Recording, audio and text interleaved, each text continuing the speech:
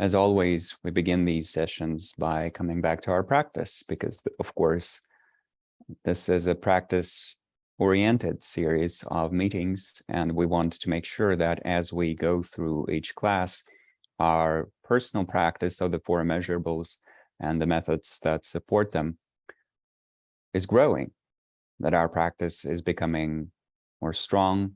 It brings more positive results that we have discussed. We're seeing more of the effects on our attention skills, more balance in our emotional life, greater clarity in our cognitive life. That is everything that has to do with our aspirations, wishes, desires, and so forth. And of course, greater clarity in how we perceive reality, how we see ourselves, how we see others, which also projects into our insight practices for those of us who are interested in that aspect of meditation as well.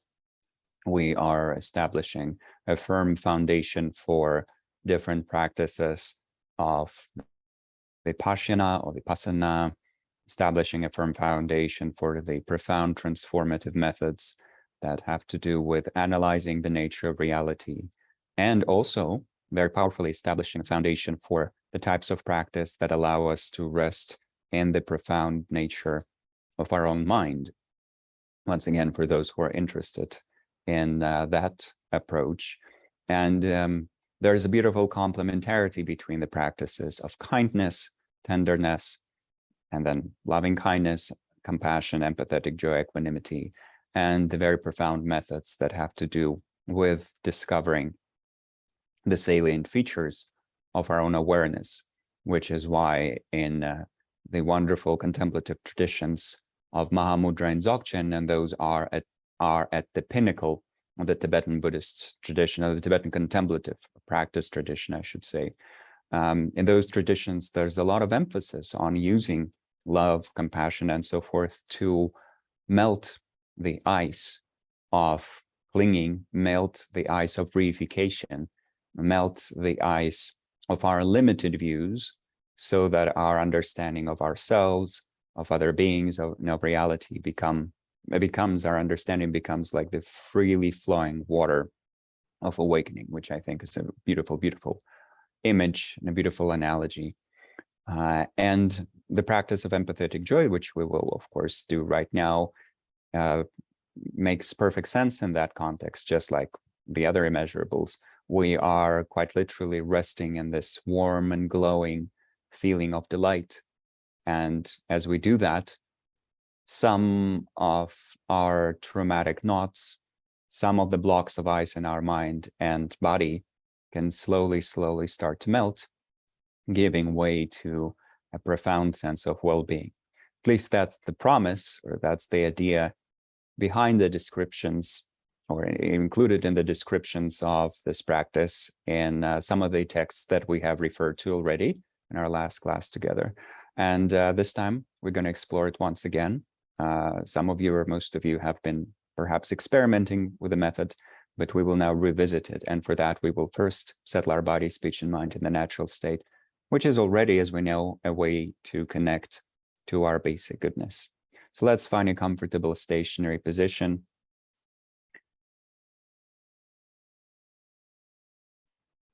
And then let's explore the sensations in our body with the type of awareness that is both relaxed and curious at the same time.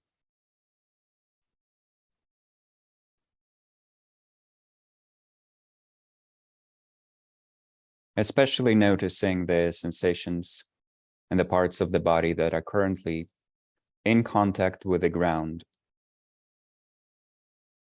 whether that's our feet, the backside of our legs, our buttocks, or the entire backside of our body for practicing in the supine position.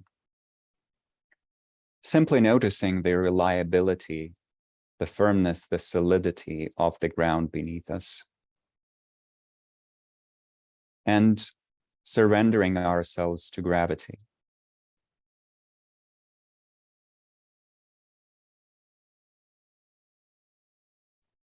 Allowing our body to breathe naturally.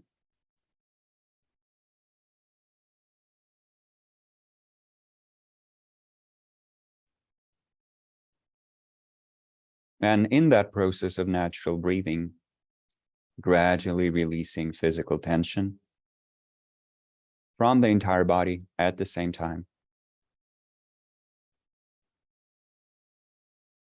And also releasing all deliberate types of mental activity, such as any attempts to analyze the past or make plans for the future.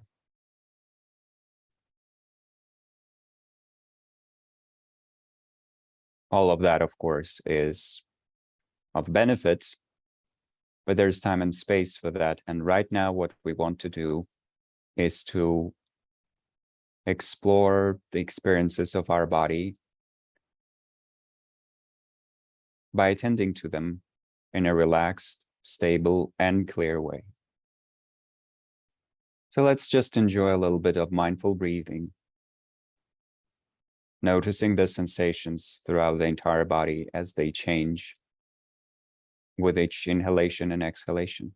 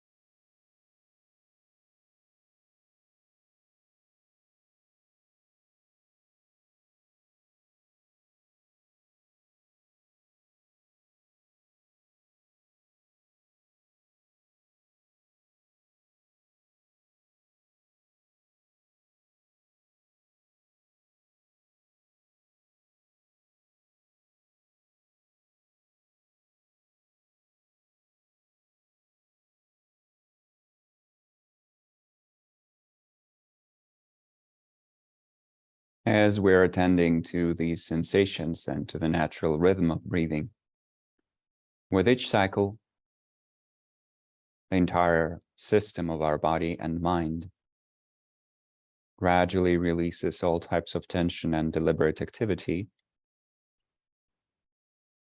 so that there's a natural process of soothing pervading all aspects of our experience. And not just the experiences that are unfolding in the here and now, perhaps, but also their afterglow, their aftertaste in the future. And also the afterglow and the aftertaste of things that have happened to us before.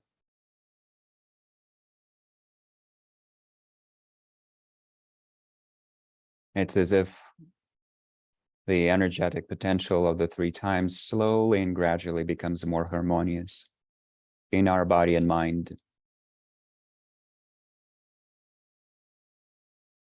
And we're resting with this balanced type of awareness. Awareness that then becomes poised to explore the practice of joy. But for now, enjoys breathing.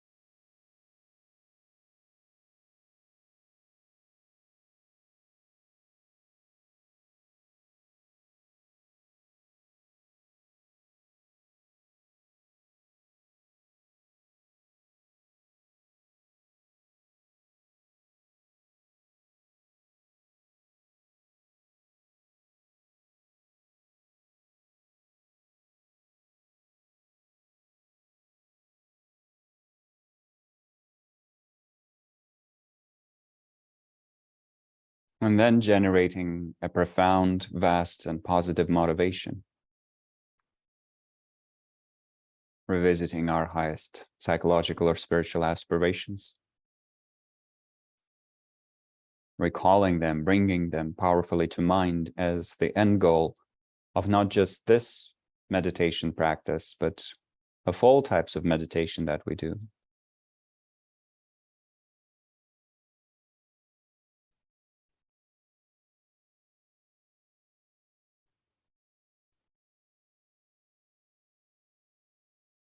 And with that as the foundation, turning to the practice of empathetic joy, where we will begin by thinking of a person that we know to be especially naturally joyful. A person that truly has a sunny disposition, that radiates joy,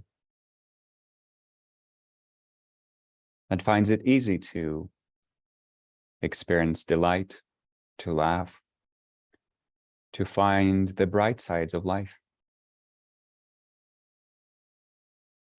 to be lighthearted, even when things seem rough. And whether that person is a relative, a personal friend, or a global figure that we perhaps have seen through our computer screens, we can imagine that person in the space in front of us and attend to their joys, to their natural talents in experiencing and finding delight.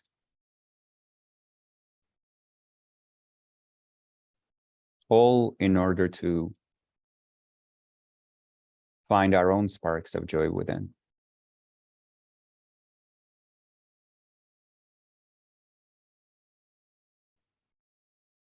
And so we are imagining this person and we're thinking about their lightheartedness, their delights, their joys.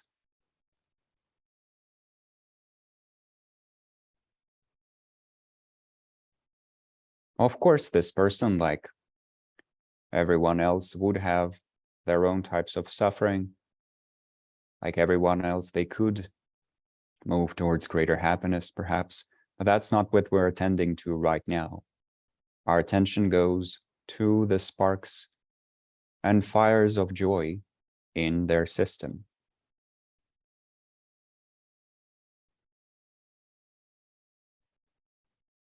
And as we see these sparks, as we notice this natural propensity for joyfulness, for being jovial, we find delight in that. How wonderful, how joyful, how amazing.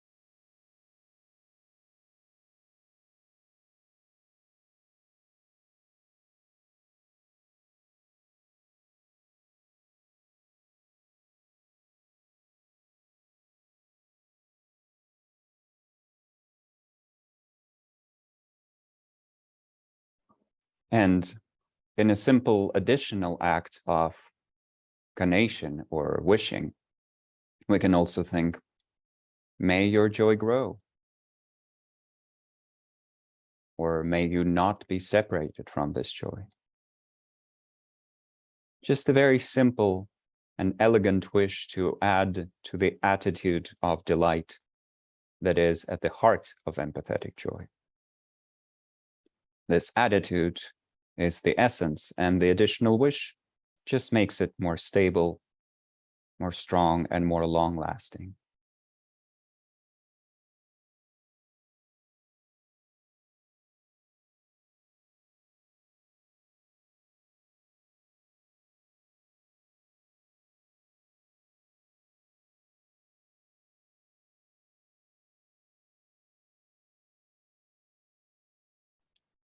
And then, having used this person as an example or as a starting point for our practice, we bring our awareness to ourselves,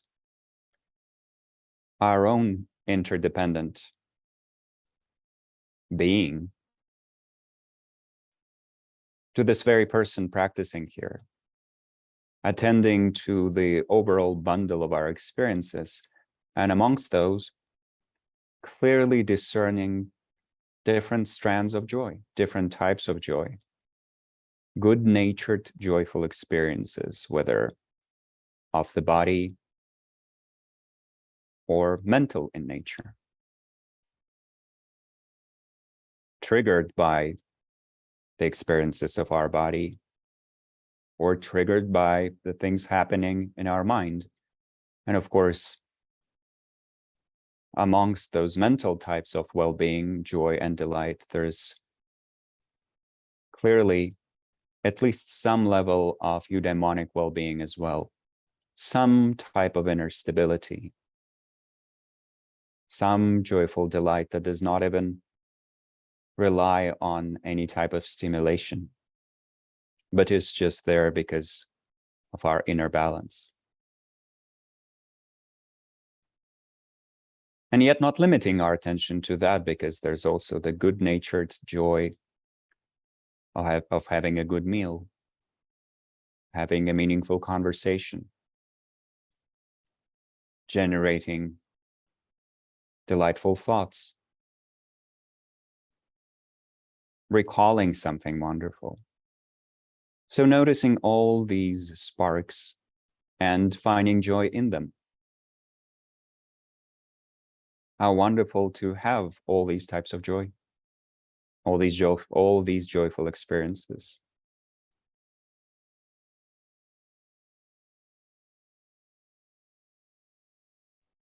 Breathing naturally, we are attending to these sparks.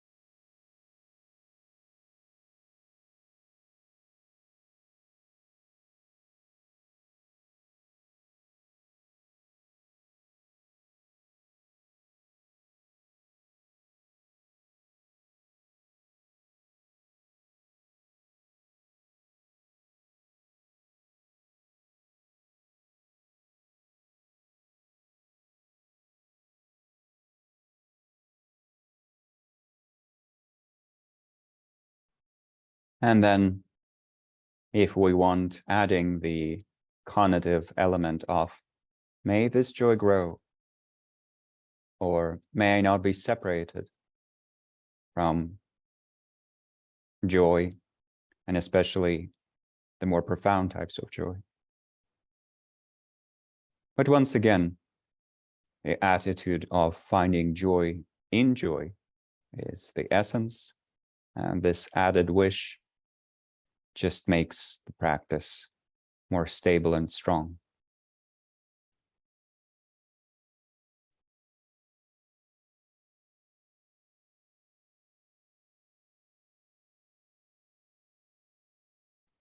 Because of course, if we want for these types of joy and delight to grow,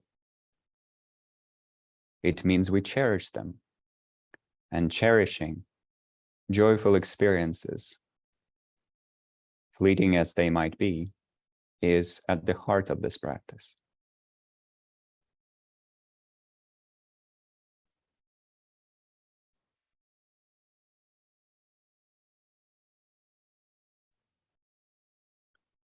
And then allowing our mind to expand as we think of multiple sentient beings, other beings that might be joining us for this practice, beings around us physically, and eventually all beings. Attending to them and knowing that, at least on occasion, in the overall bundle of their experiences, there would be sparks of good-natured joy. There would be elements and moments of delight. Hedonic and eudaimonic well-being. And if we attend to all this good-natured joy with an attitude of taking delight in it, if we also add a gentle wish that says, may this joy grow, our mind can be transformed into a boundless ocean of empathetic joy.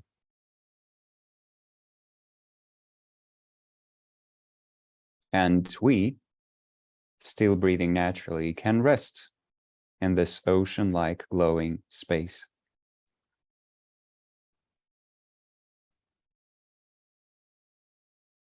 Resting in this attitude.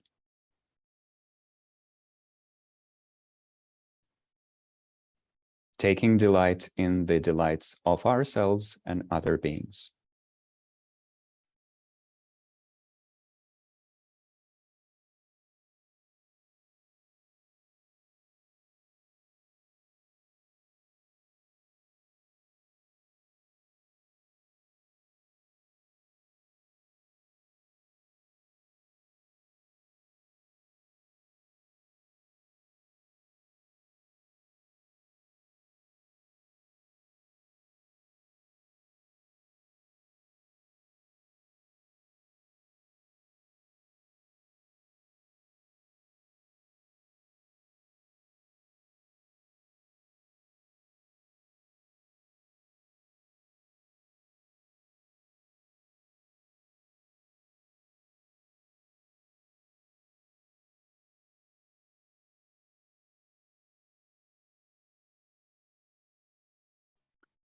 And then we release all thoughts and images.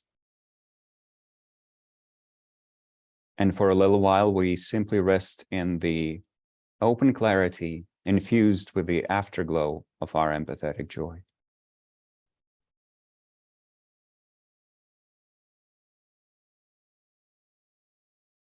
Not directing our mind towards any reference points, but simply being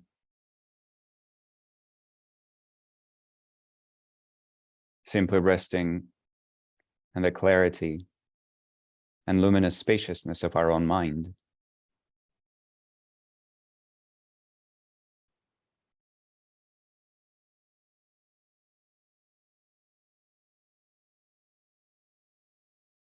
And then mentally dedicating the energy of this practice by revisiting our highest spiritual or psychological aspirations, and by directing the imprints and the energy and the effort of this meditation to the realization of those noble goals.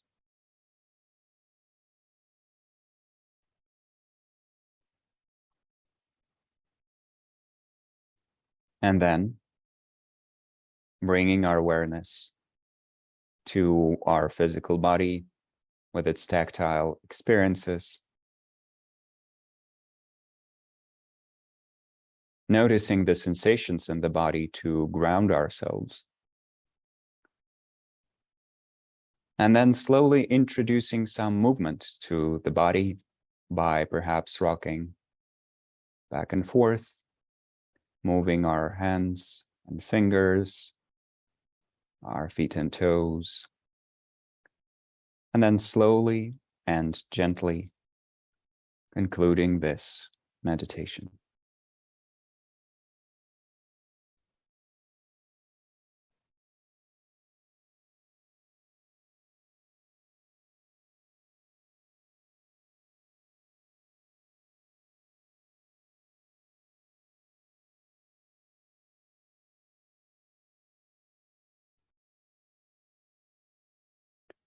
Thank you.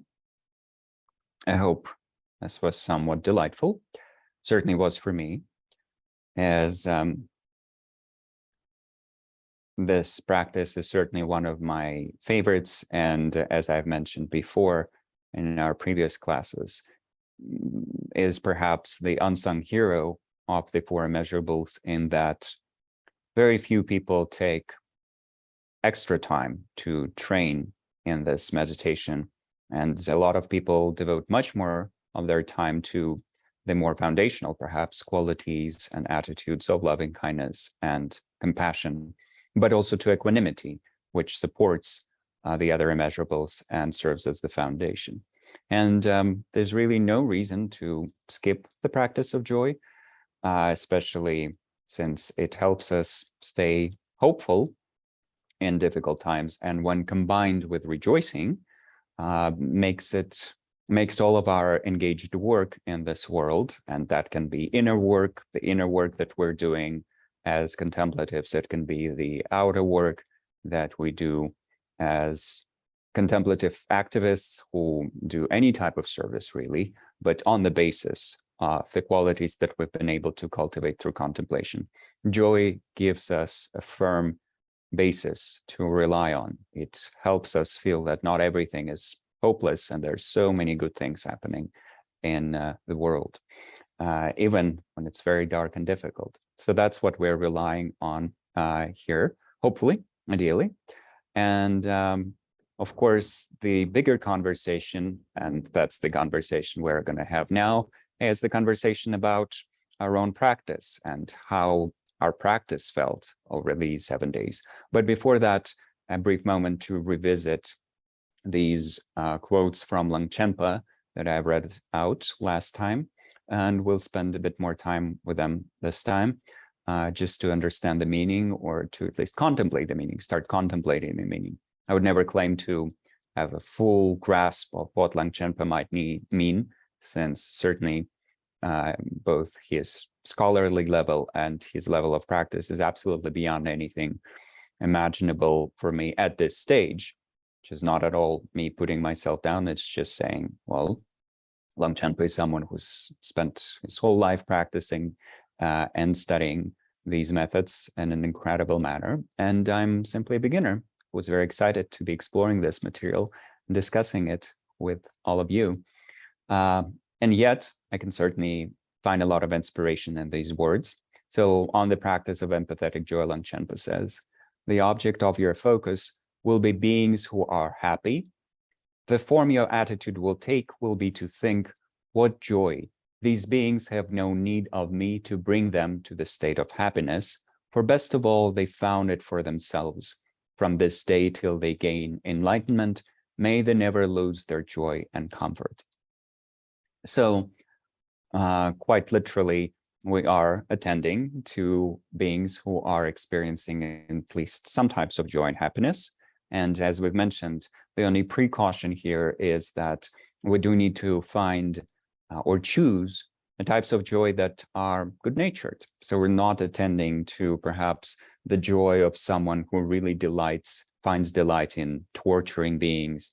We're not even attending to Schadenfreude, that is the joy about the miseries of others, simply because those types of joy, although they do exist, are not perfectly balanced in terms of the ethical side of things, the cognitive side of things, the nature of interdependence, and so forth. And there's much more benefit in attending to things that might perhaps appear very simple, but are actually profound when we attend to them with this attitude. So even the simple delight of having a nice cup of tea, or having a glass of water when one is thirsty, or having a pleasant, meaningful conversation with a friend, or enjoying a nice walk, or seeing a beautiful sunset while you're enjoying that nice walk, or reading a book that really inspires us for goodness. These types of joy, there's so many of them each day for so many beings in this world. And even for us, perhaps, there are certainly enjoyable experiences throughout our day. We just don't always notice them, especially if for some reason our attention is temporarily mostly focused on the negative. And that might include either the negative, as we would say, outer experiences of, for example, the negative experiences of physical pain, or the suffering associated with poverty and so forth, and struggling to make the ends meet and so forth. Not at all trivial, and yes, our attention can become hyper-focused on those things, or inner types of suffering where we're simply, for example, ruminating about something obsessively, or resting in a very negative attitude towards ourselves and so forth. So when our attention becomes too focused on those, and we stop noticing the simple joys that might be occurring every time we're taking a nice hot shower, every time we are indeed having a nice cup of tea and so forth, when our attention gets skewed like that, when our perception of reality gets skewed like that, we just don't notice that those types of joy exist, but they do. And when we notice them, we of course can meditate on them. But for other beings who are already meditating on empathetic joy, are small sparks of joy here and there, even if we are not actively aware of them.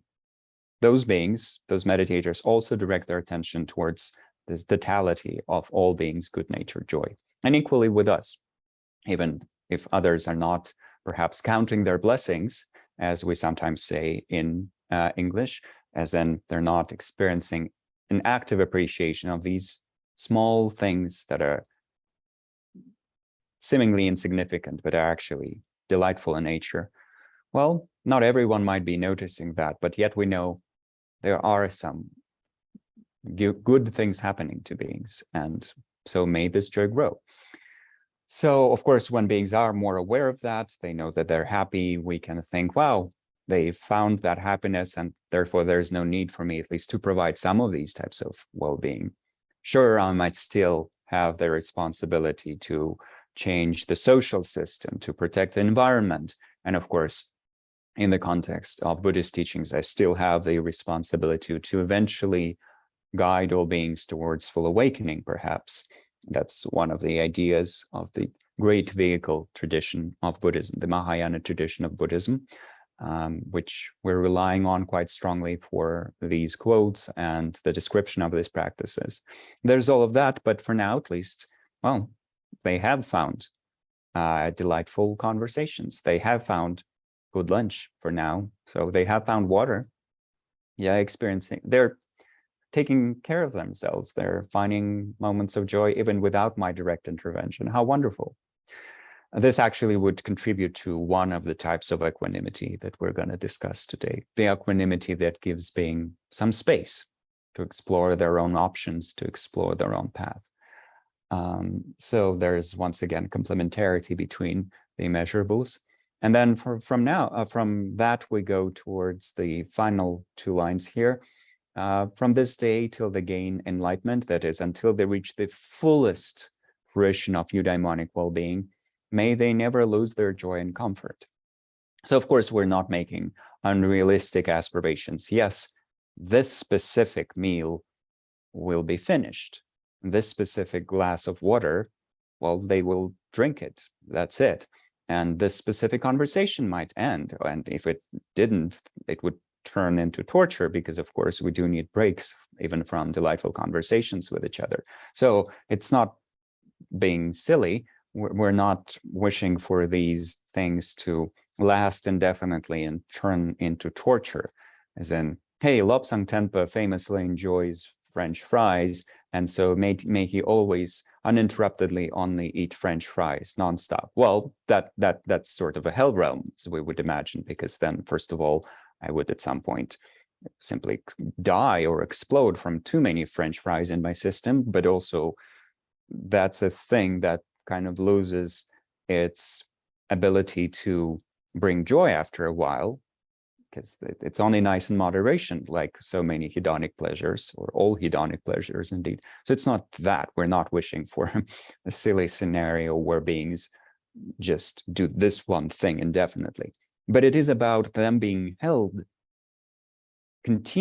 about beings continuously being held in joy, in joyful experiences, and an experience of abundance, where they do find good meals and water and conversations and support and everything else that they might be enjoying right now. May they continue to be in this force field of positive interdependence, perhaps, where things continue to ripen for them as delightful experiences, instead of torture and suffering and anguish and pain.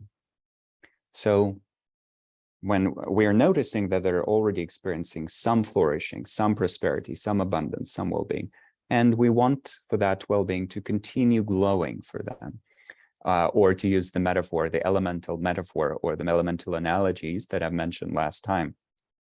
It's as if the joy that beings are experiencing is like a spark or like a fire, but empathetic joy is like the wind that feeds that fire, because of course fire needs air to keep burning, so may it continuously burn through our beautiful wishes.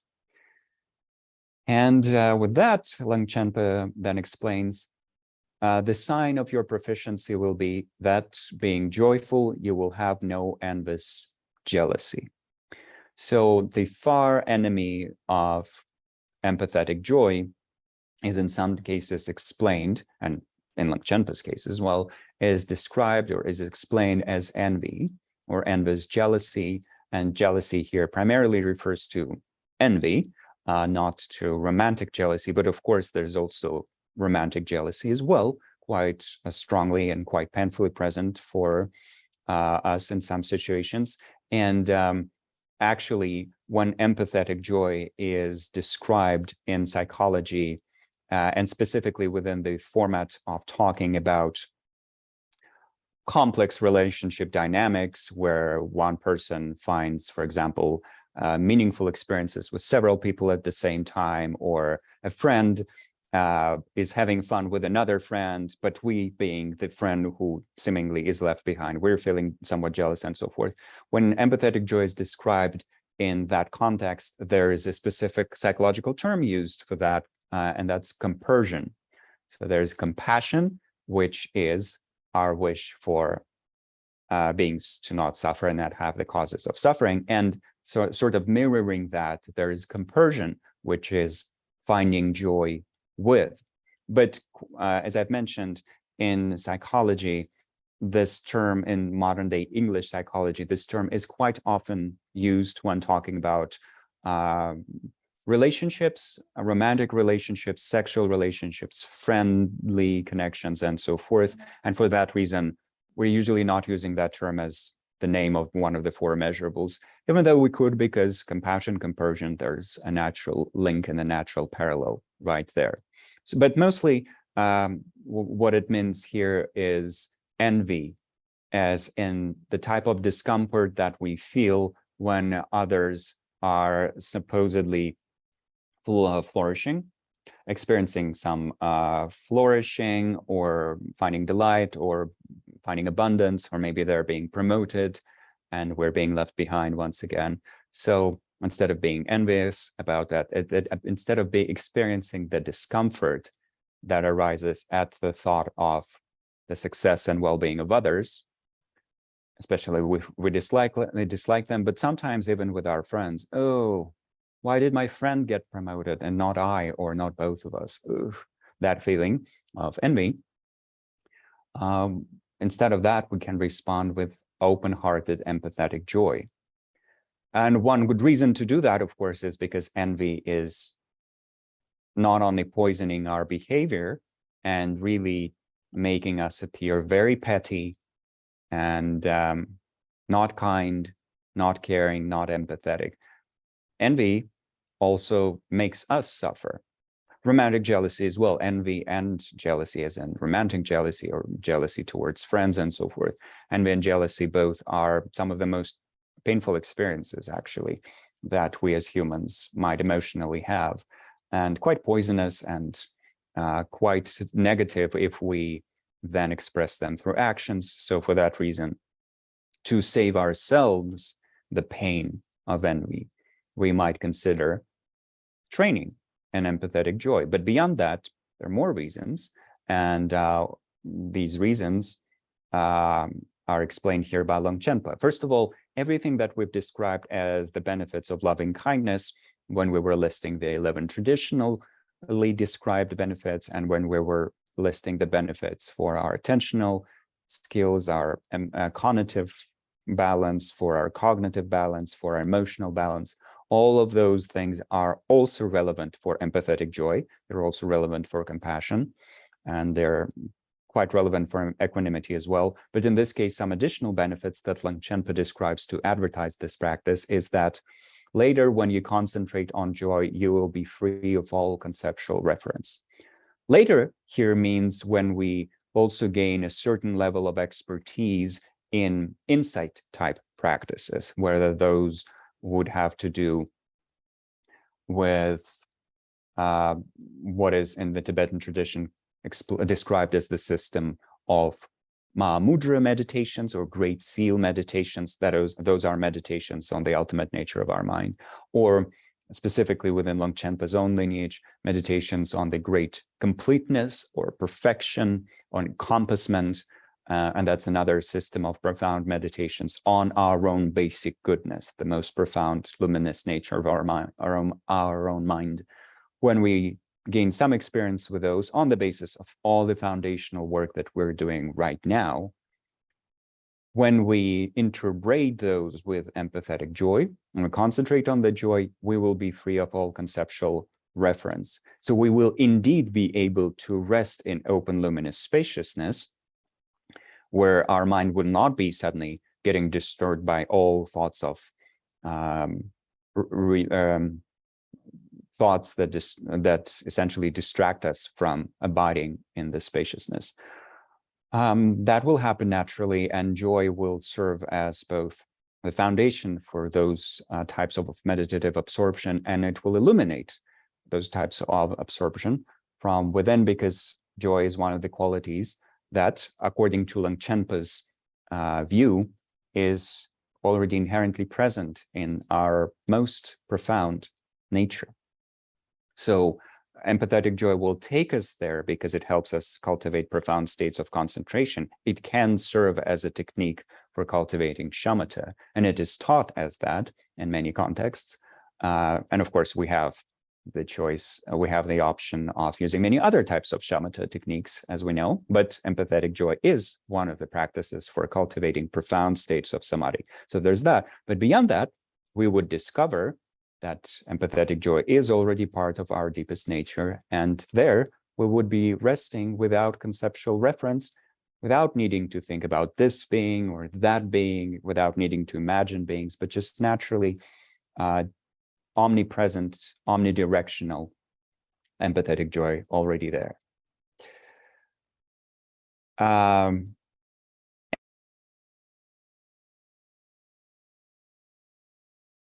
Of course, something that we will especially powerfully experience when we find profound states of concentration, profound states of samadhi. But before that, we will also be getting glimpses of those, because even to do a 20-minute meditation of empathetic joy, but do that again and again and again, and sort of gain a certain mastery with it or a certain skill with it, will help us gain some blissful experiences in body, speech, and mind. And then a much more profound or stable or intense bliss would emerge through practices of concentration. And then beyond that, even more so through practices of insight. And then another interesting thought or observation from Lobsang Tenpa's point here, from Lobsang Tenpa's side here, as fruit you will have joy and steady wealth.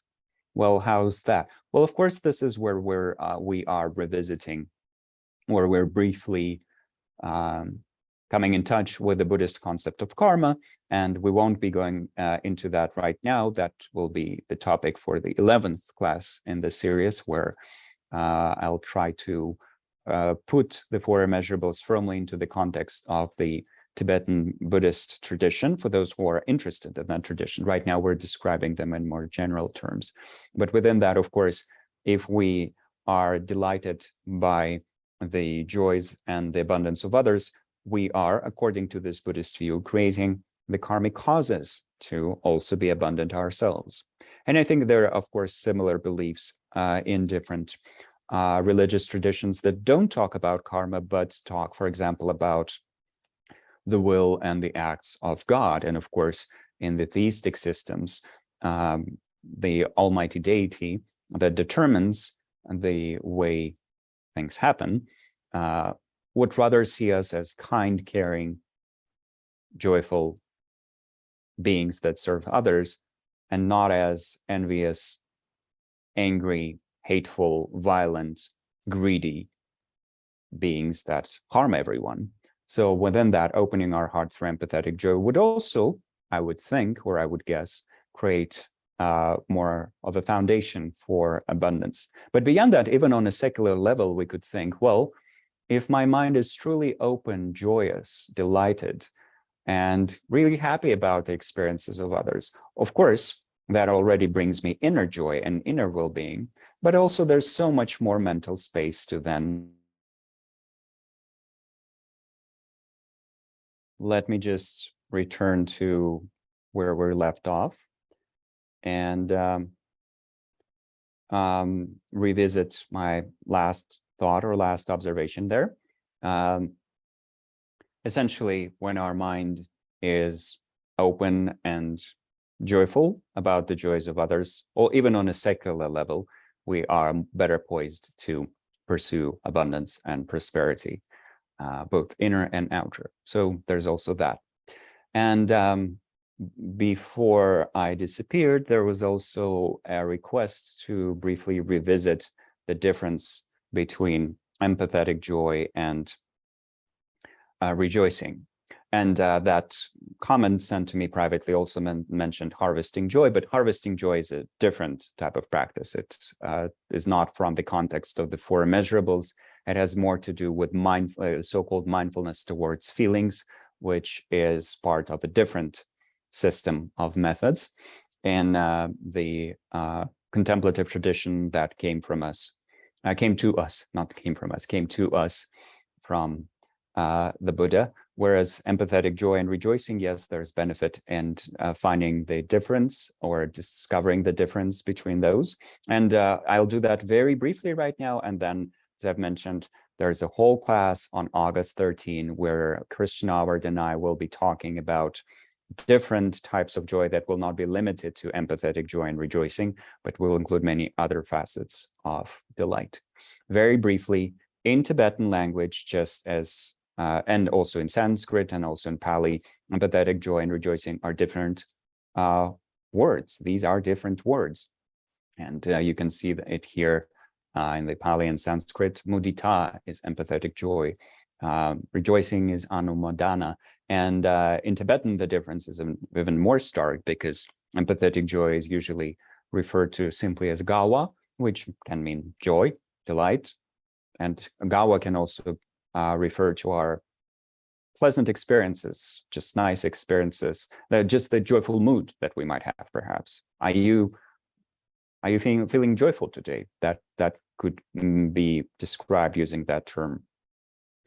But rejoicing is a slightly different, well, a very different word combination, jesuirang.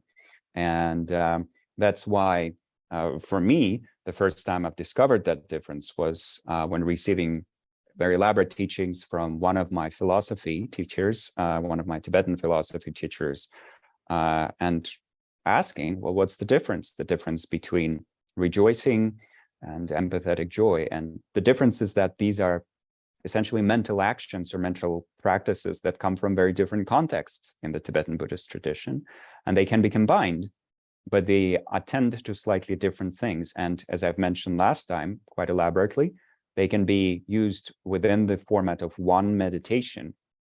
And that was done in the recording that we suggested that you use for these last 7 days, or 5 or 3, 1 or 2. They can be combined with a lot of benefit, but the attention is directed at slightly different things. Empathetic joy, which is the practice that we've just done together, attends to happiness as a result, to the happy and joyful and delightful experiences of others. Rejoicing attends to the causes of happiness, specifically virtuous actions or constructive actions, beneficial actions, actions done with a good motivation and a clear understanding of reality. And And rejoicing also tends to good qualities that lie at the root of beneficial types of activity. So rejoicing finds delight in the causes of happiness. Empathetic joy finds delight in happiness and joy as a result. And together, if you use those in the same meditation, you kind of get the whole package. You're delighted by the beginning and the end, and the process of unfolding as well. So everything is included there. But when you read about empathetic joy in the more traditional sources, you do not find a mention of virtuous actions or virtuous qualities. We have just seen this with Lobsang Tenpa. Lobsang Tenpa was saying that our mind is focused on beings who are happy, and we're focused on the fact that they're being happy. So he does not mention, and they're also doing virtuous acts, and they also have these wonderful qualities in their minds. It does not mention that at all. So that's because in this context, he's describing empathetic joy, one of the four immeasurables. In a different context, we would undoubtedly find Lobsang Tenpa describing the sevenfold practice.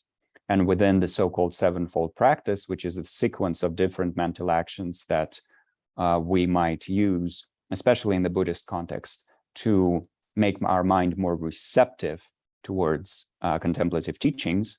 Within that, the fourth limb or the fourth element is rejoicing. And that's where we would find descriptions, various descriptions about how best to do the practice of rejoicing. In some cases, there would be a recommendation to attend first to our own constructive actions and qualities, then to those of others, and then to those of other regular beings, and then to those of realized beings, and all the way up to the Buddhas or the fully awakened beings. And in some cases, we would find very different sequences, but once again, those descriptions would not be talking about, yes, and some beings are also finding joy in having good lunch and meaningful conversation, and someone is enjoying a cup of coffee right now. So just a different sequence, different context. But you can also interbreed those practices. And in that way, there's just a notion of delight unfolding. But that's not all, because to that practice of harvesting joy, which yet again comes from a different system of practice, it can also be adjoined to this, brought into all of this. And more so, the other facets of joy that I will describe in August 13, they can also be, if we were to have the time and the mental space to do that, also could be brought into all of this. So all types of joy, all types of wholesome joy can support each other and be integrated with each other. But very clearly, Lobsang Tenpa here does not talk about virtuous actions and virtuous qualities of others, which is not to say at all that combining rejoicing and empathetic joy is a mistake. It's not. It's a skillful integration of two practices that do have a lot to do with each other. Anumadana and mudita, we see it's the same root, and they are emerging from the same root or same ability of our mind to be delighted. So there's a wonderful space for combining them, indeed. But right now, let's quite briefly, perhaps, and that's still important, revisit your experiences. And I would just be very curious to hear, once again in the chat, about any and all experiences you might have had with empathetic joy, with rejoicing, with their combination, and also with the suggestion that we sent out and mentioned last time, which was to try to practice rejoicing at the end of the day, finding 3 points or three points for rejoicing with regards to ourselves, and 3 points for rejoicing with regards to others. So anything that might have emerged in your experience, let's explore that and discuss that a little bit, and then we'll move on to a very brief meditation on rejoicing, and then we'll start exploring equanimity.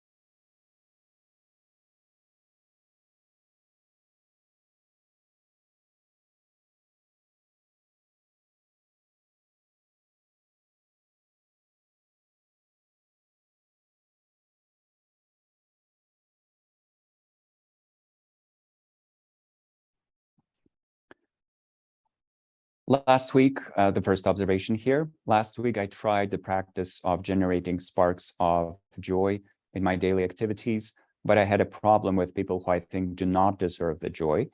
The feeling of justice gets in the way. I appreciate your advice. Well, in this practice, as we have seen in the very beginning, we start with a naturally jovial person who serves as an example. Then we move our attention to ourselves, and then we slowly expand our awareness towards other beings as well.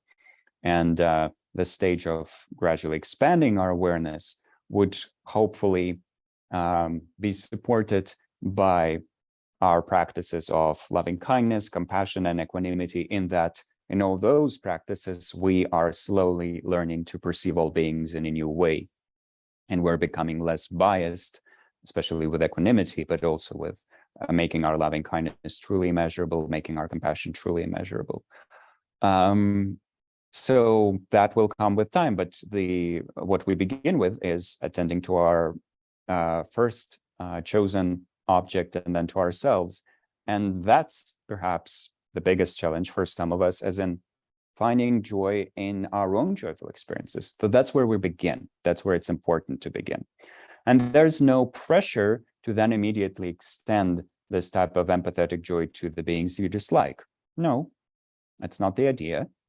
Empathetic joy can be developed in terms of the sequence of the example, or the jovial person, then ourselves, then friends, then strangers, then enemies. What you're describing here, people who do not deserve joy, are enemies. But the idea is not to begin with them. So first, make sure there's been a lot of work on joy towards our own joy.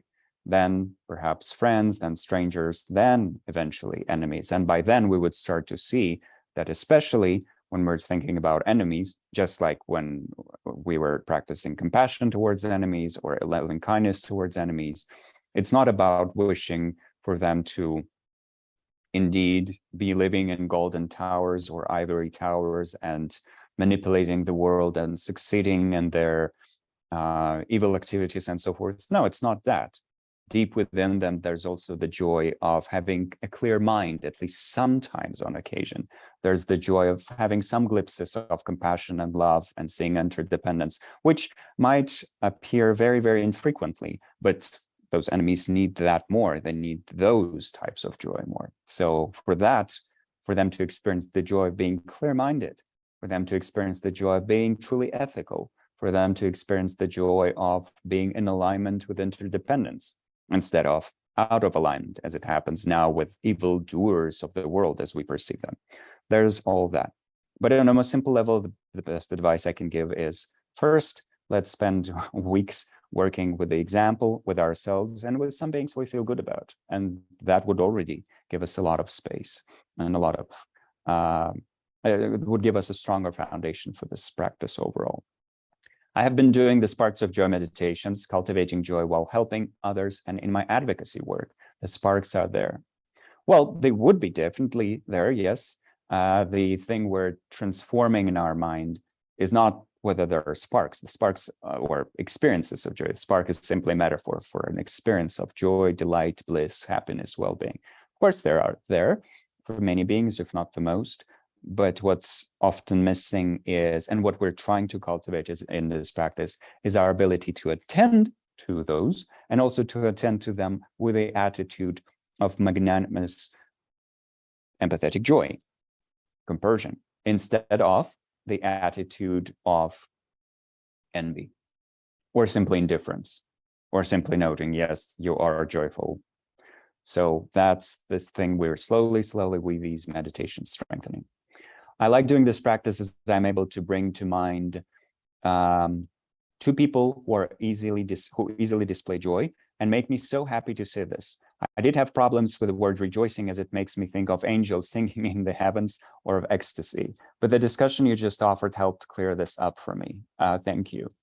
Well, yes, indeed, the idea of angels in heaven is not completely relevant, in that the idea there is that angels are, in that specific scenario, Of course, there are multiple ideas of angels, but in that specific scenario, they serve as an example of being who is truly able to find joy in goodness and to praise goodness, to sing praises to goodness. Wow, how wonderful it is that there is such goodness, whatever that goodness is, right? So in this case, with rejoicing, we are training ourselves to become people who are able to notice compassion and generosity and equanimity and loving kindness and ethical behavior, nonviolent behavior, and transformative work.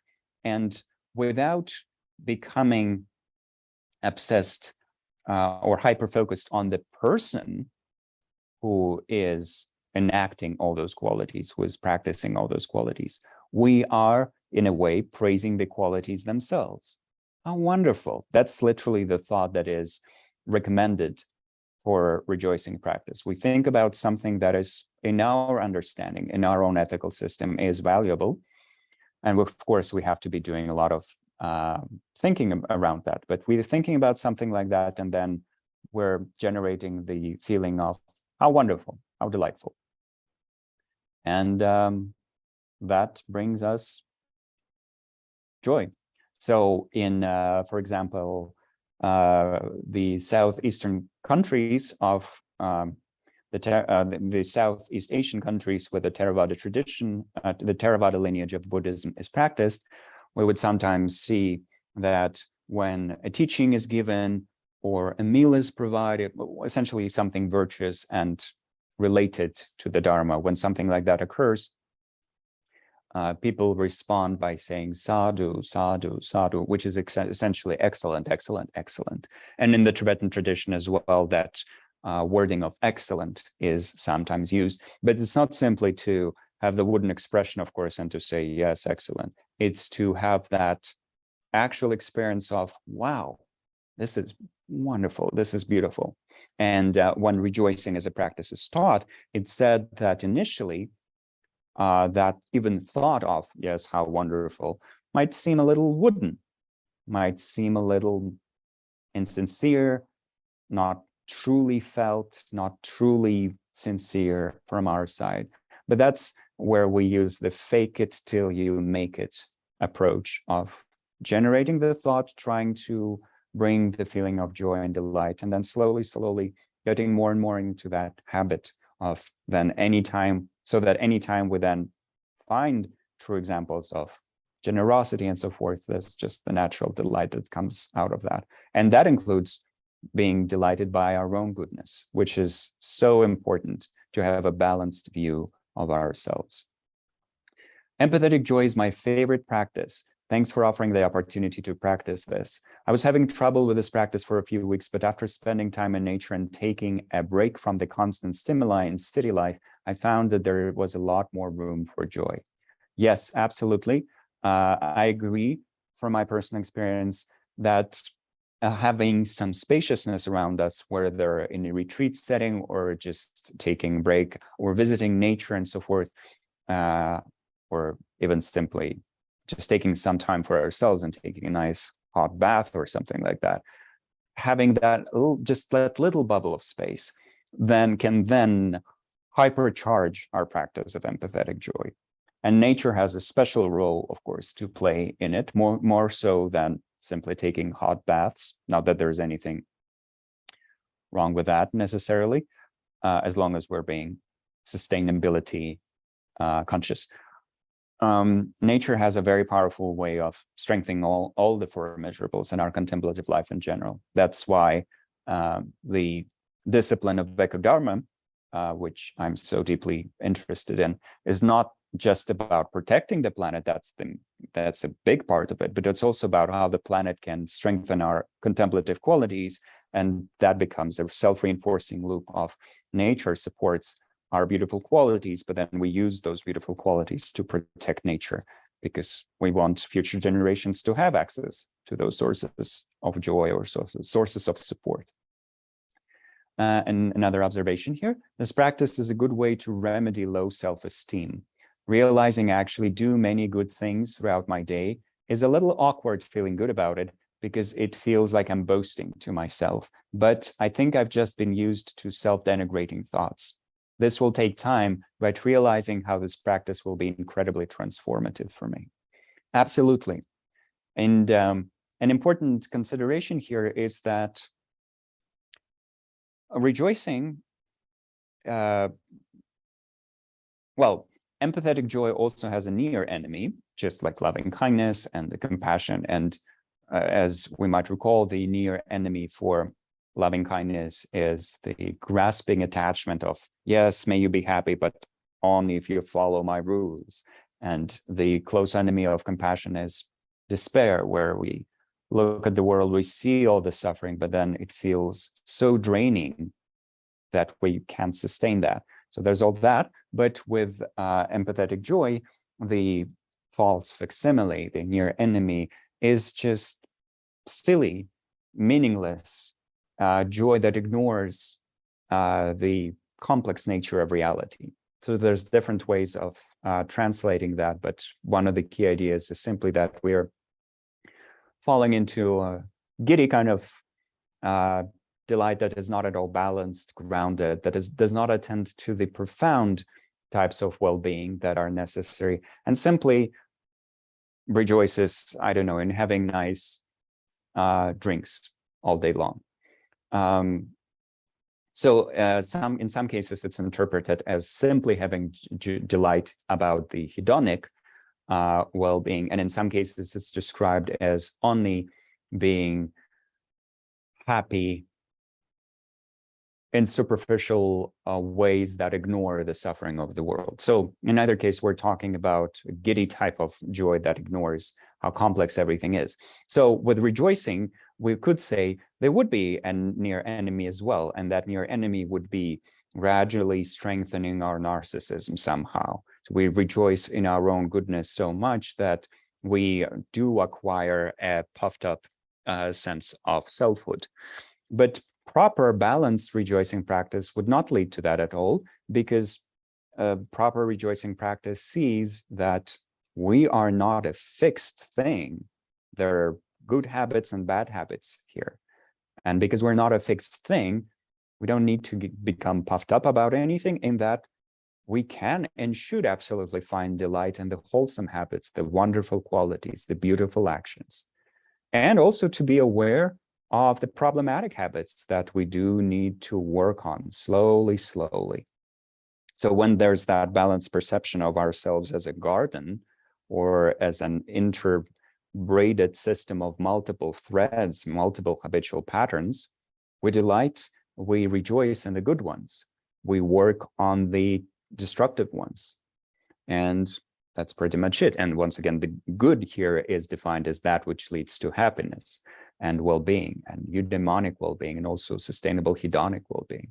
So we strengthen the constructive, we slowly attenuate the destructive, and that's it. So that when there's that balanced perception, and when we know, well, in a way, good qualities belong to everyone, not only does everyone possess them, but if in this person, in this system here, there is a beautiful quality of generosity, well, everyone benefits from that generosity, potentially, in the long run. So it's not just about me as this bubble of wonderfulness that can and should not change and should not work on negative habits and so forth. It's not that. So if our perception of ourselves gets frozen and then becomes narcissistic, then that would be a problem. However, in proper practice, that does not happen. We're simply finding joy in things that are indeed beautiful, like generosity and kindness and so forth. And it does indeed help us balance our self-perception, because we also stop reifying or overestimating our destructive habits, which is something that we've often been conditioned to do by society, by the parental voices, by the social conditioning, by different types of oppression, including oppression directed at marginalized groups, and so forth. So we're overcoming that conditioning to see, hey, this is beautiful being, beautiful interplay of qualities here. And yes, there are also destructive habits. Well, I'm working on changing those. That's something that we always, of course, recall when we do the vision quest practice with the 4 questions. And the third question, one which is, how do I need to change to come to genuine flourishing? One part of it is, what do I need to strengthen? And another part is, what do I need to let go of, eventually release in terms of my habits? And I strengthen the things that I'm rejoicing in. Rejoicing actually helps me focus on those. And I'm letting go of the things that are not so good. So there you go. Absolutely. Rejoicing is very important for building a constructive sense of, a powerful sense of self-worth. And that's what we're going to do right now, brief meditation on rejoicing. But before that, please take a moment to stretch if you need to, drink some water, move around a little bit, and then find a comfortable stationary position for a relatively short meditation.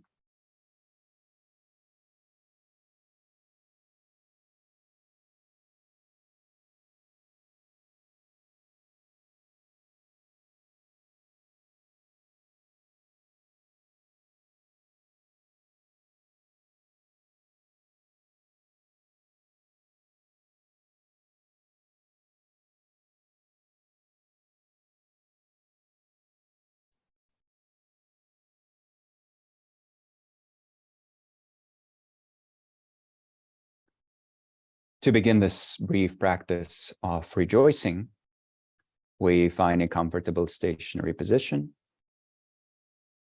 And then we spend some time tenderly tending to our body by noticing the physical sensations and by releasing all types of excessive tension.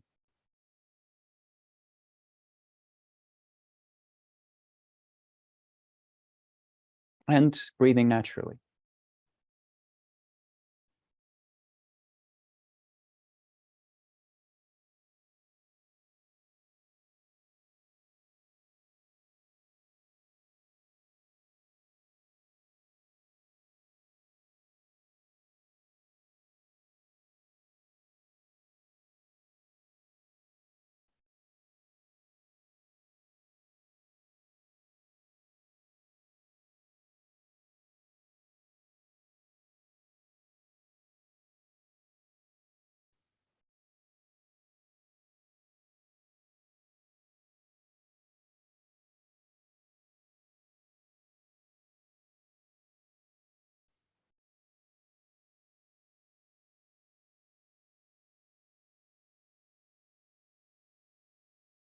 Then briefly revisiting a vast and profound motivation for this practice and any other type of meditation that we might do.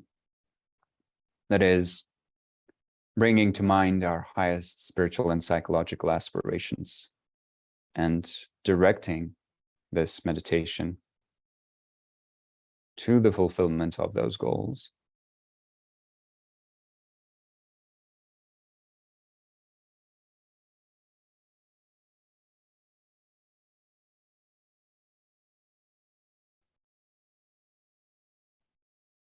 And with that, undertaking the practice of rejoicing, in which we will rejoice in 3 wholesome actions that we've done ourselves and 3 beneficial actions done by others. And first, we focus on ourselves and our actions, and we think of something that is truly beneficial that we've done today. And it might be simply listening to this meditation or attending this class, but it might be another action that was kind and generous and thoughtful and wise that we've done today. So choosing a beneficial action from today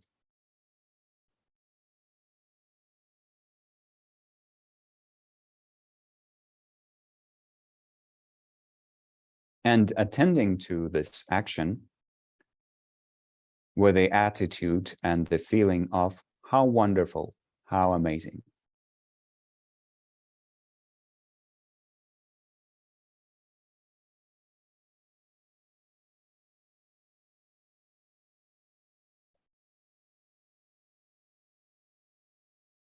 It's not the attitude of I'm wonderful and I'm amazing. It's the delight, it's the joy about the wholesome nature of the action itself.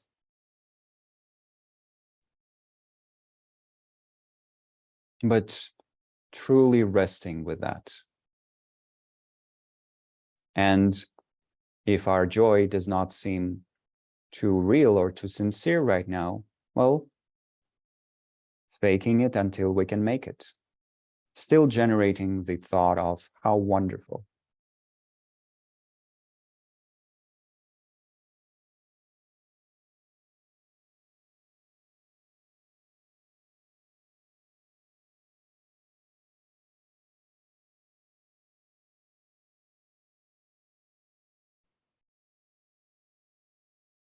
And then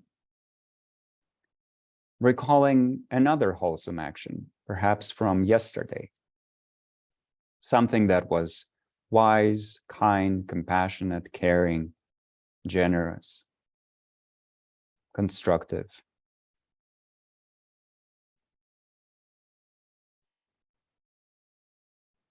Maybe wise and compassionate towards ourselves, such as taking good care of our body and mind. Maybe generous towards others.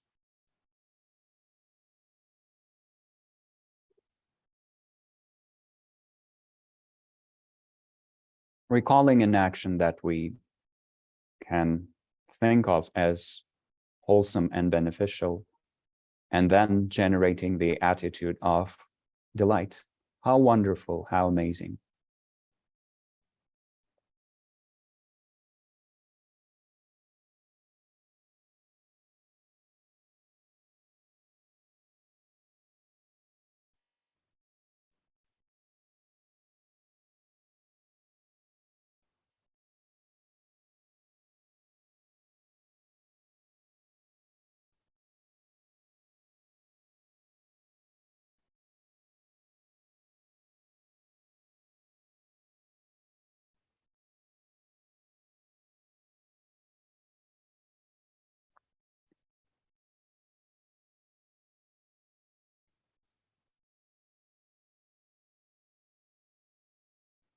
And then moving back to the day before yesterday or to any day in the preceding week, or really any other wholesome action in the past we might have done.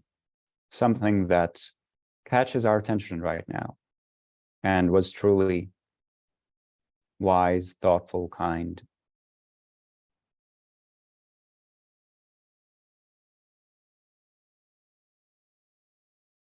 But not necessarily large in scope.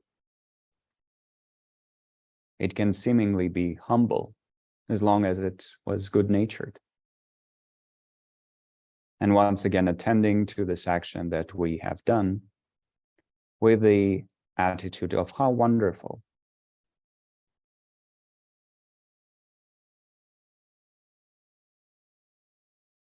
Rejoicing in the wholesome nature of the act and the qualities that this act was stemming from.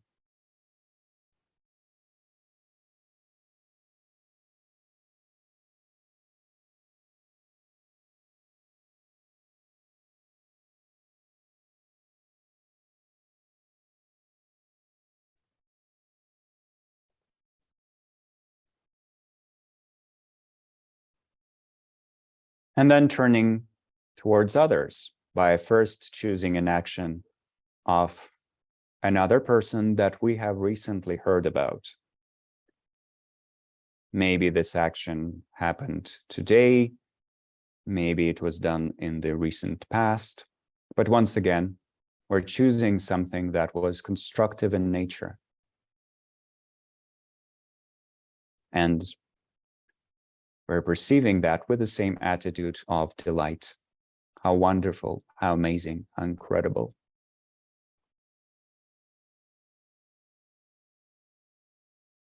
Even if this attitude is not yet fully sincere, we're training in it.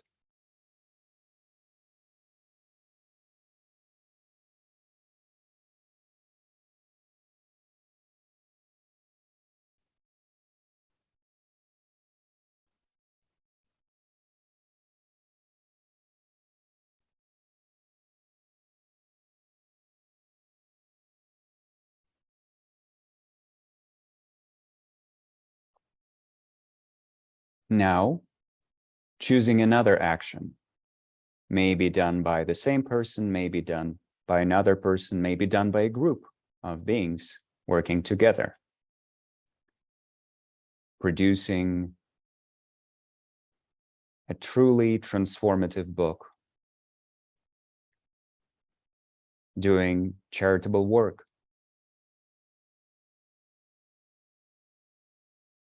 anything that is good-natured, beneficial, wholesome, anything that comes from the union of kindness and wisdom.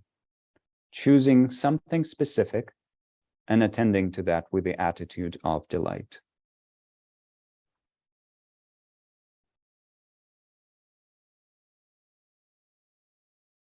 Resting with that delight.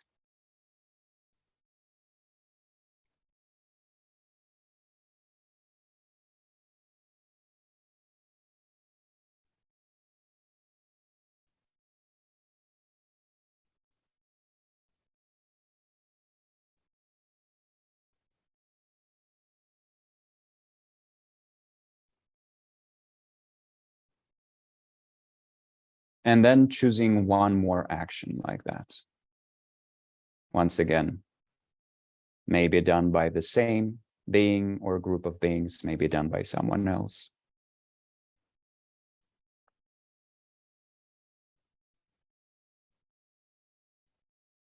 And once again, generating the attitude of rejoicing and resting with it.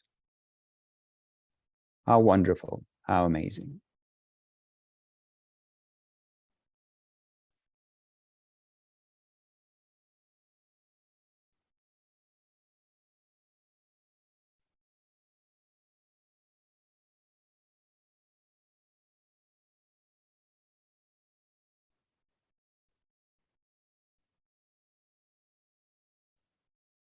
And then releasing all thoughts, all attitudes, all images.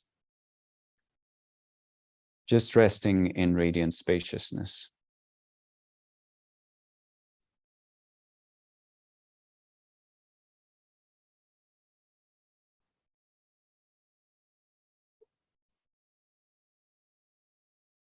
And then mentally dedicating the energy of this practice by revisiting our highest aspirations once again.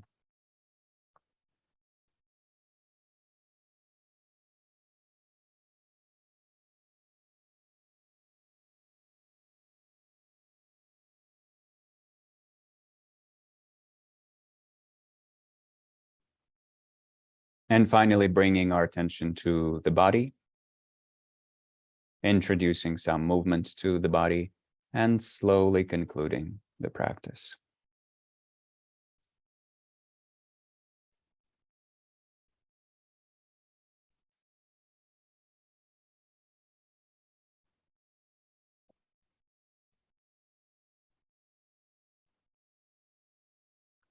Thank you.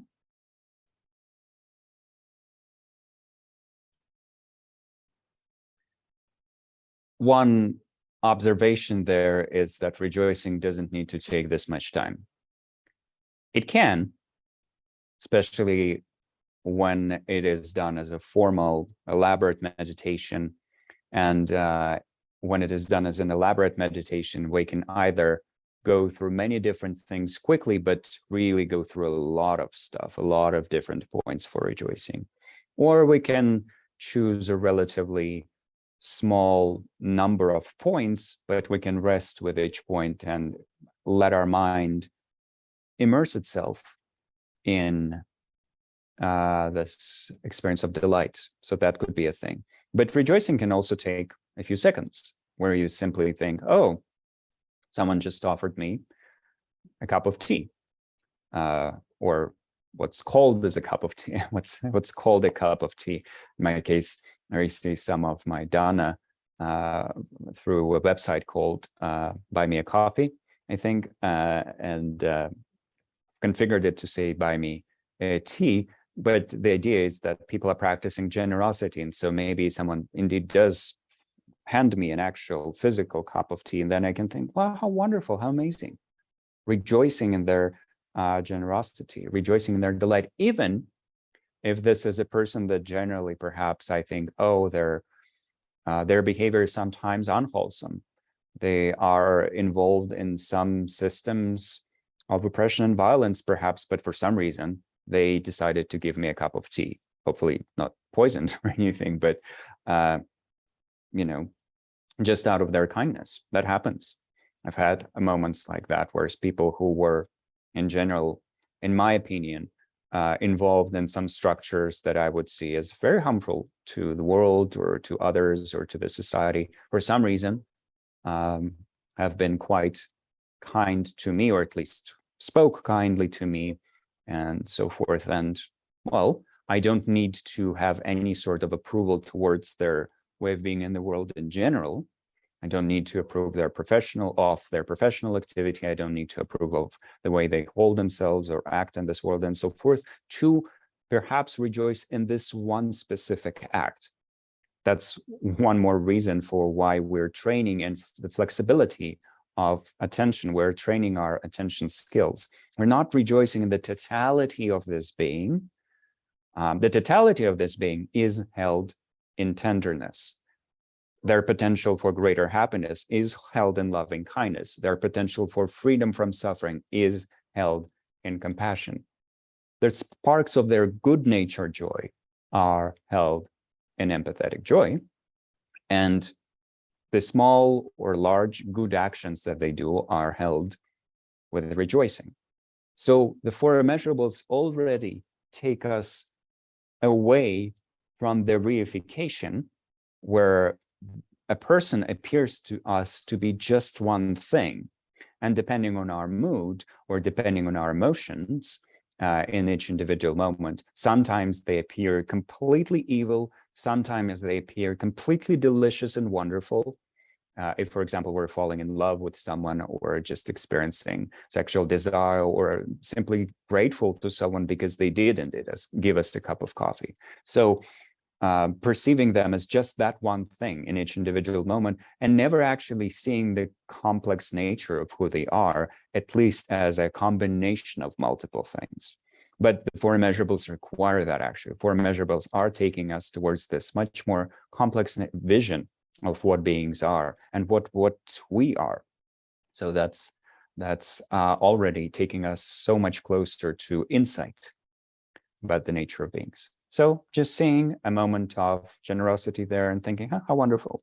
But another way to practice another way to practice rejoicing, if you wish, is if you, for instance, have a counter, and that can be a digital counter, as in there are inexpensive devices sold in Muslim communities and Buddhist communities, I'm sure also secularly, where it's essentially a tally counter where you just press a button and the number on the screen changes, and that can be mechanical or digital.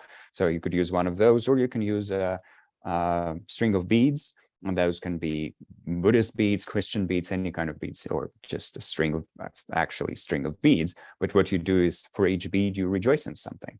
And you can make those yourselves if you're crafty and you like that idea. It would be enough to have 9 beads there, or it could be 108, or it can be 1,000, whatever the number is. The idea is that with each bead, we rejoice in something. And I know of practitioners who would, for example, do their walking meditation, or just be on a walk, or circumambulating something if they're visiting holy places, or just having a nice walk through a park, but using their beads to, and once again, for this type of practice, it can be any type of string with any kind of beads, using those to just rejoice in the good actions, their own and those of others. And of course, this string of beads can also then be used to meditate on the phrases of loving kindness, the aspirations of loving kindness, and so forth. So it's multiple ways of using that. But for Buddhist practitioners, this is why they would already probably have, especially in the Tibetan tradition, their primary, as it's called, mala, which literally just means garland. They would have their own primary string of beads that they work with regularly for different types of practices. And quite often people think, oh, those are for reciting mantras and saying prayers. And that's true. All of that can be done. But also, quite simply, it's a tool that keeps us focused on, for example, rejoicing. One bead. What did I do today that was good? How wonderful. Next thing, next beat, another thought, another action that I've been able to do. Or in some cases, of course, there's this benefit in just rejoicing in the qualities. Oh, there is indeed some generosity in me. How wonderful, how amazing. There is indeed some clarity of mind in me. Otherwise, I wouldn't be interested in any of this stuff because I wouldn't believe that my mind is capable of change. But it is. And I do accept that I might change. So I'm training myself. So how wonderful, and so forth. So lots and lots to explore here. But for now, let's turn towards equanimity for the remaining 20 minutes, and we'll have the preliminary discussion of it. And of course, this is the practice that we will hopefully experiment the next week. But before that, it's useful to describe it. So equanimity is a word that in the Buddhist tradition is used in different contexts, and then it acquires slightly different meanings depending on the context. So it's the reverse of the situation with empathetic joy and rejoicing. Empathetic joy and rejoicing are different words, and they both have to do with joy. They're both connected to joy, but they are different words and different terms that occur in different contexts and describe slightly different facets of joy. It's the opposite with equanimity. The word stays the same. Upeksha in Sanskrit, upekha in Pali, equanimity in English, sometimes also translated as impartiality, but impartiality is a specific facet of equanimity, perhaps. So the same word, but depending on the context, it can acquire slightly different aspects of meaning. And yet we could offer a more general definition for it. And this is exactly what's on this slide right here. Equanimity in general, in very general terms, can be described as an attitude that is free, or at least relatively free. It's not yet the ultimate freedom of complete liberation or full awakening, perhaps, but relatively, the mind is relatively free from or of afflictive forms of aversion, desire, and indifference. So we're essentially not neurotically trying to push something or everything away. We're not in the moment neurotically trying to grab something and drag it to us, which of course happens a lot, but not in a state of genuine equanimity. And we're also not indifferent, neurotically indifferent, or indifferent in a way that is just dullness, that is just, oh, I don't care about anything or anyone, whatever, So it's not the attitude of whatever. It's a balanced attitude. So it's a balanced attitude that might still perhaps be curious, open, engaged. It can still be full of wise aspirations, such as the aspiration for our own greater well-being of the world and the beings living in it. We might still have meaningful aspirations associated with social justice and environmental sustainability and the transformation of our own habits. And we can still have goals with regards to our relationships with specific people. But the neurotic aspect, the painful aspect that I want it right now, I want it to be like I want it to be, that element is slowly, we slowly let go of it.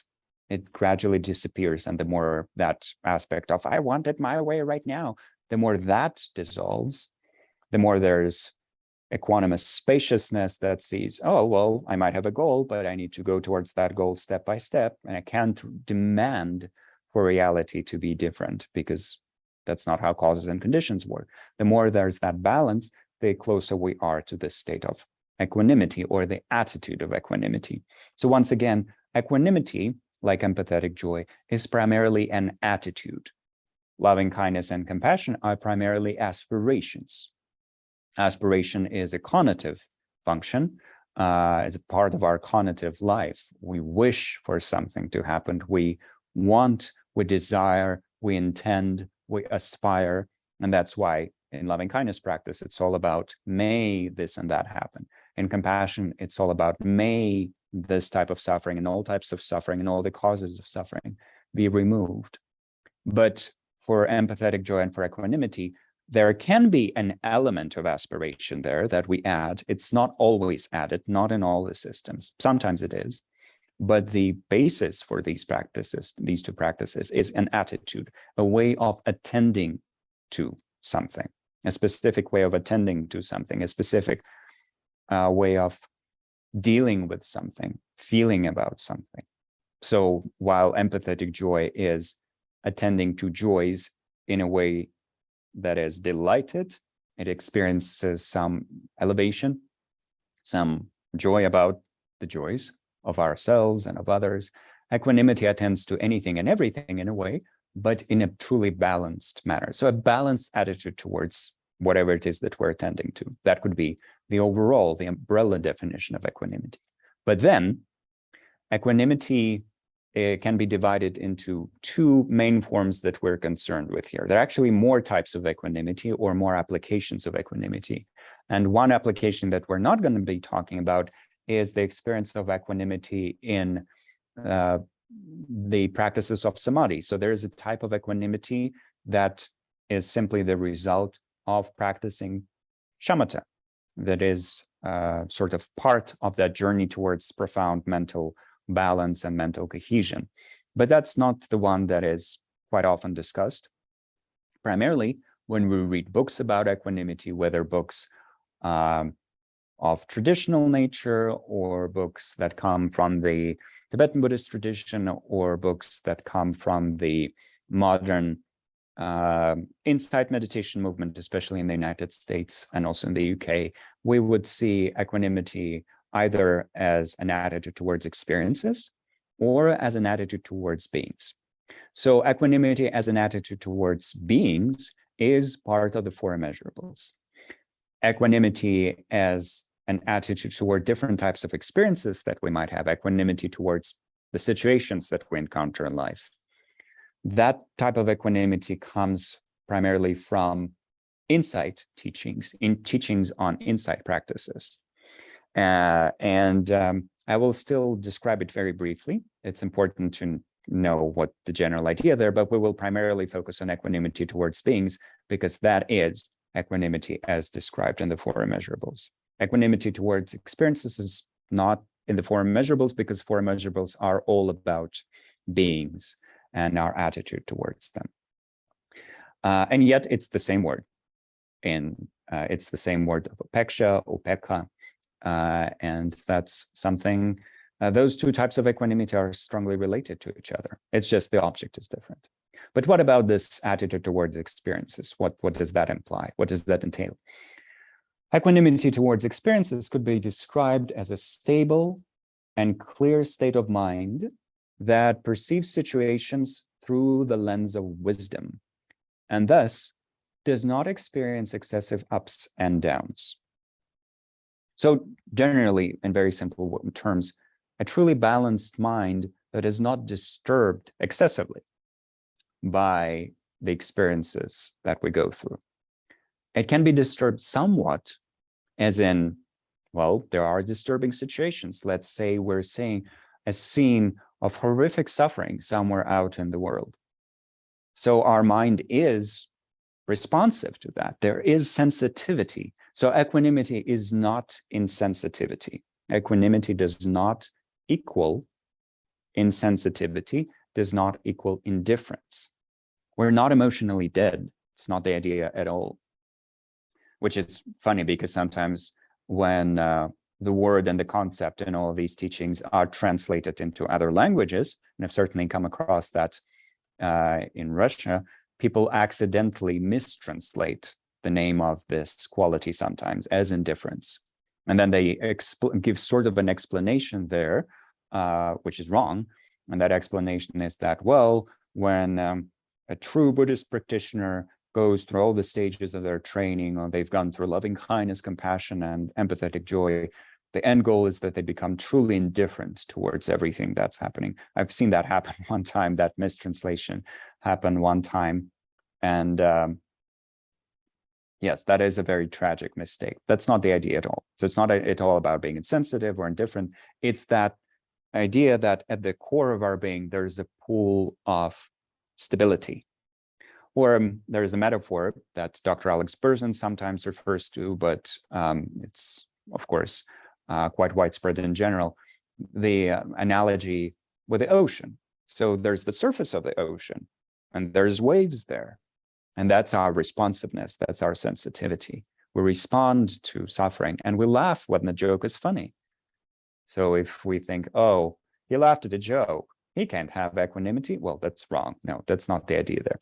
There is sensitivity, but the depths of the ocean, it's as if they're not moving, because there's profound peace there. There's stillness, silence, spaciousness, our favorite qualities that have to do with settling our body, speech, and mind in their natural state. That's there. That's the core of equanimity. We're still silent in spaciousness, but we're responsive, we're sensitive, we're not indifferent.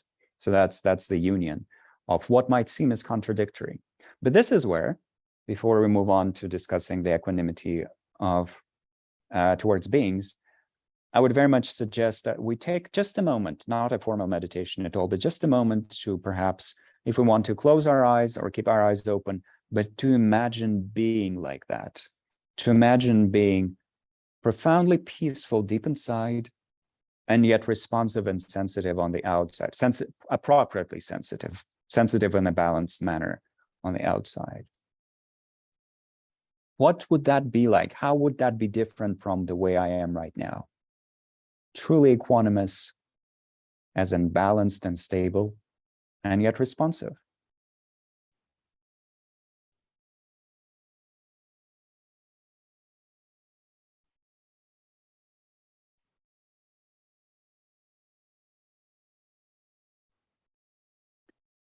And if we find that this would be different from our current experience, from the way we are right now, well, that can be integrated into our vision quest, essentially, into what we're aspiring for, this genuine state of inner balance. And of course, if you are that way right now, well, how wonderful, I rejoice. That's something I'm aspiring for, to have that, what I like to call radical tranquility, radical in that deep inside, tranquility and peace. On the outside, responsiveness, appropriate action, engaged action for the benefit of the world. Roshi Joan Halifax, I think, describes as soft front and hard back. So we have this hard back as in perfect inner stability, and yet we have the soft front of responsiveness, sensitivity, as appropriate for the benefit of the world and the beings in it. And there are multiple ways to train in that attitude. We don't devote much time to them in this course, because this course is about the four immeasurables, and the primary way to train in this balanced state is through different types of insight. But we have already perhaps moved towards this greater equanimity by doing shamatha techniques. Four immeasurables also contribute to that.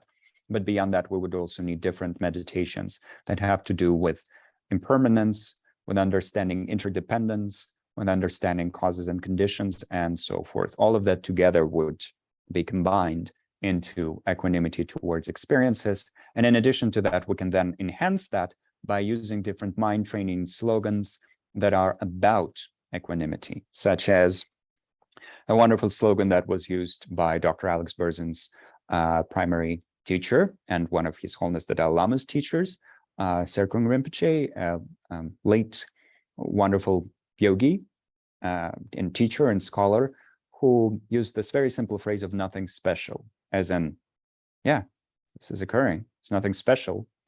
Things of similar nature have occurred, will keep occurring. So nothing special is, and we don't need to develop the tunnel vision where this seems like the greatest tragedy there ever was for any being, including ourselves. No. It's problematic, but we can have some spaciousness around it. This is a very, very brief description of that. There's a much more elaborate explanation of this slogan by Dr. Berzin that we will be sending out with this, so that some those of you who are interested in this can read about it. But we need to look at equanimity towards beings, because this is the quality that we're going to be practicing with for the next 7 days. And then we'll have more discussion of it next time, of course. So there are two, actually several interpretations, but we're going to focus on 3 main ones. So in the Pali tradition, which is sort of also the main way that it's being currently taught in the insight meditation movement in the United States and in the UK and in other countries now as well. And that does come from Pali sources, but Pali tradition also has other interpretations that we're not going to dwell on right now. In this attitude, this perception, equanimity is sometimes described as wise freedom from excessive grasping. And this wise freedom stems from the understanding that all beings inherit, that's the traditional explanation of it, inherit the results of their own actions. So what does this mean? Everyone has their own path in life. Everyone is on their own trajectory of causes and conditions. And that's especially perhaps made clear when we think about the parent-child relationship. A parent, ideally, and we will return to this metaphor next time where we talk about the balance of the 4 immeasurables. A parent ideally has loving kindness for the child, has compassion for the child, has empathetic joy for the child. But at a certain stage, they just need to let the child live their own life, make their own choices, however painful that might be. And it's painful because our mind has that grasping attachment, which is the false facsimile of loving kindness. I want you to be happy, but in my way, on my conditions, the way I want it. You need to study what I want you to study. You need to do what I want you to do. And of course, in the past, the child would also be expected to marry the person chosen by their parents. And in some cases, to serve the parents, which is not about repaying the gratitude, but in some cases actually about servitude and so forth. So letting go of that and instead saying, well, I do wish you well. I do want you to be happy and free from suffering and to not be separated from joy. But your unique path towards that might be different from what I can imagine. So that type of spaciousness, giving beings space, is this first type of equanimity. That's the one that has become the most popular in the insight meditation movement, but it does come from the Pali tradition, and that's where this wording comes from: inherit the results of their own actions. In the Sanskrit tradition, and especially in the Tibetan tradition, we would more frequently encounter these 2 types of equanimity. And it's still the same equanimity. It's still relative freedom from aversion, grasping, and indifference, but we approach it from different angles. And the primary one that we would invite you to train in this week is the second one. Equanimity here is seen as the willingness to equally care for all beings without reifying the 3 categories that we put them into. Because for us, there are friends, and they're really existing, truly existing friends, even though actually we move people into that category and out of that category all the time. There are strangers, and we think objects of neutrality, perhaps, or indifference. We think they really exist like that, but strangers become enemies, strangers become friends. And then there are enemies, even though some enemies become strangers, some enemies become friends, some enemies are former friends. So actually, there's a lot of movement there, and it's all subjective anyway. It's just our projection, our interpretation. But for us, this division into 3 categories becomes the major block for being able to indeed experience immeasurable loving kindness, immeasurable compassion, immeasurable empathetic joy. And so to support the immeasurability of loving kindness, compassion, and empathetic joy, we train in equanimity. And for that, we use a special analytical technique, which you will experience in the guided meditation. Some of you are very familiar with it already, and some might hear it for the first time during that guided meditation. But essentially, we investigate the reasons for why we're dividing beings firmly into those 3 categories. And then we see, oh, from their own side, they're all complex beings that want to be happy and free from suffering. So may my heart be equally open. That does not negate social conventions, ethical discernment, and so forth. Does not negate that, but it opens our minds slightly, a little bit more. And this third thing mentioned here, and we're going to wrap up with that, this third thing mentioned here is the teeny tiny addition from the cognitive side that we would see in some styles. And that is, once we have allowed our mind to rest in this experience of equanimity for a little while, we also say, may all beings gain this equanimity. May all beings find open-heartedness. Not just me, may they also have equanimity. So that's the component that is added in the Tibetan tradition based on Sanskrit sources that underlie it.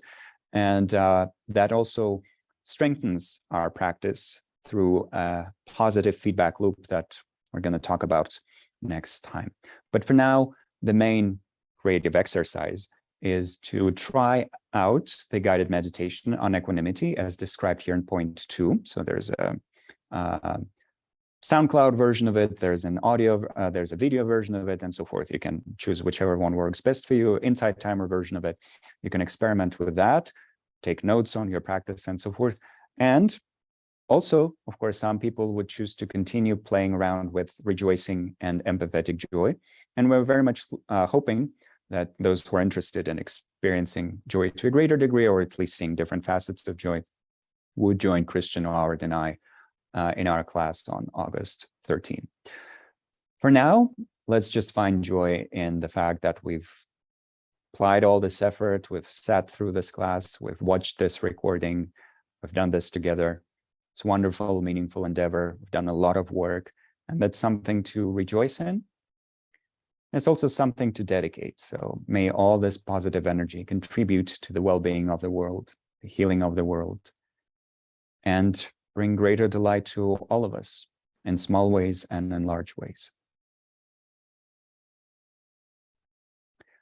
With that, my deepest bows to all of you for joining me in this class. As I've mentioned before, it would be quite lonely to be sitting here alone talking to myself or just talking to Venerable Tenzin while he records me and drinks from his 3 cups. He has 3 beverages tonight of coffee, soda, and water, just for this 2-hour class. So I take delight in his delights in those. But it would be sad if it was just the 2 of us. I'm very grateful for all of you showing up. I'm very grateful for everyone who's watching the recordings. We're almost at the end, so let's continue playing around with these practices and let them transform our life in major and minor ways. Deepest bows, wishing you a beautiful Sunday, beautiful week of practice, and see you all soon. Thank you so much.